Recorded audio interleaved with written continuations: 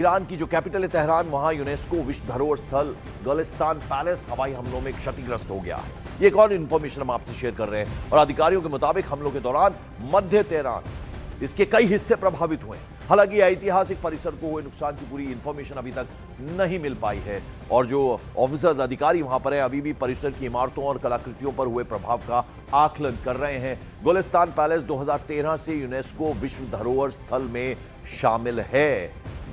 तो ये आपको बता दें कि ये जो तमाम जगह है, ऐतिहासिक परिसर है, इसको नुकसान की अभी पूरी इंफॉर्मेशन हालांकि नहीं मिल पाई है। अधिकारी अभी भी परिसर और इमारतों और तमाम जो वहां कलाकृतियां हैं उन पर किस तरह का प्रभाव पड़ा है उसका एक तरह से आकलन कर रहे हैं।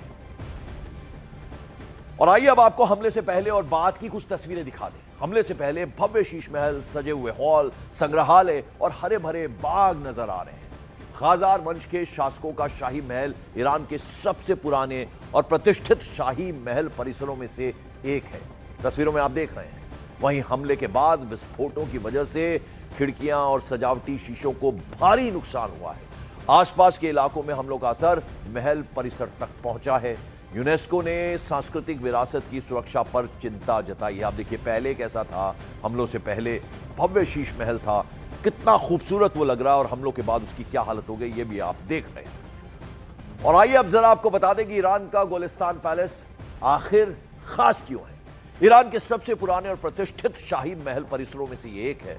खाजार वंश के शासकों का ये शाही महल पारंपरिक फारसी वास्तुकला और यूरोपीय प्रभाव का ये एक अद्भुत और अनोखा मिश्रण है। ये भव्य शीश महल, सजे हुए हॉल, संग्रहालय और हरे भरे बाग वहां पर ईरान की राजनीतिक और सांस्कृतिक विरासत का एक तरह से प्रतीक माने जाते हैं। 2013 से यूनेस्को विश्व धरोहर स्थल में यह शामिल हुआ, लेकिन यह भी इस पर भी कितना प्रभाव पड़ा है हमलों के बाद, वो शक्ल भी जो अब बनी है वो हम आपको दिखा रहे थे। यानी अच्छा खासा नुकसान इस शाही महल को हुआ है हमले के बाद। हमले से पहले कितना खूबसूरत ये नजर आता था वो तस्वीर हमने आपको दिखाई और दिखाया हमने आपको कि किस तरह से भव्य शीश महल था, सजे हुए हॉल यहां नजर आते थे, म्यूजियम था, संग्रहालय था और बहुत ही सारे वहां पर चारों तरफ हरे भरे बाग थे जिनसे ये घिरा हुआ था। वो दाहिनी तस्वीर में आप देख रहे हैं और बाईं तस्वीर में देख रहे हैं आप किस तरह से नुकसान हुआ है। ईरान की जो राजनीतिक और सांस्कृतिक विरासत है उसका एक तरह से ये प्रतीक था, पहचान था।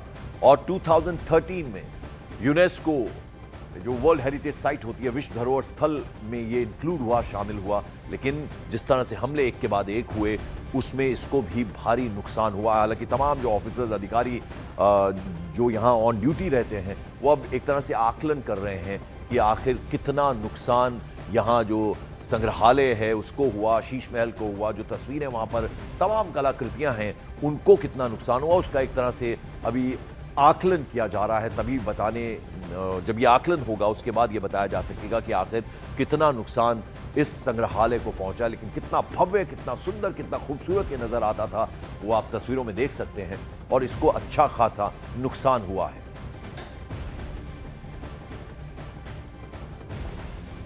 और इस बीच युद्ध को लेकर क्या लेटेस्ट अपडेट है इसके लिए चलते हैं मेरी सहयोगी सपना के पास जो वॉर रूम से हमारे साथ सीधे जुड़ रही है। सपना, क्या अपडेट, क्या जानकारी? बिल्कुल, ईरान ने कल शाम दावा किया था कि उसने इजराइल के पीएम पर डायरेक्ट अटैक को अंजाम दिया है। दावा हुआ कि ईरान ने इजराइल के प्रधानमंत्री के दफ्तर पर मिसाइल दागी। हालांकि इजराइल ने ईरान के दावे को सिरे से खारिज कर दिया, लेकिन इन सब के बीच ईरान ने इस हमले के लिए जिस मिसाइल का इस्तेमाल किया वो मिसाइल अचानक से चर्चा में आ गई है। ये मिसाइल है खैबर, जिसकी रेंज है 1450 किलोमीटर। ये बेहद छोटी मिसाइल है, करीब 4 मीटर लंबी है, लेकिन ये 1500 किलोग्राम का वॉरहेड लेकर जा सकती है। करीब 20,000 किलोमीटर प्रति घंटा की रफ्तार ये रखती है। मतलब रफ्तार की आंखों के आगे से निकल जाए तो पता भी ना लगे। मोबाइल लॉन्चर से इसे कभी भी लॉन्च किया जा सकता है। ये झटपट 15 मिनट में लॉन्च को तैयार भी हो जाती है। इसी से इजरायली पीएम ऑफिस पर हमले का दावा किया गया। खैबर मिसाइल जो है वो डिफेंस सिस्टम को चकमा देने में सक्षम मानी जाती है। उड़ान के दौरान दिशा बदलने की क्षमता भी इसमें है। सटीकता से लक्ष्य पर प्रहार की क्षमता रखती है ये, और ये इजराइल के किसी कोने में अटैक करने की भी ताकत को रखती है।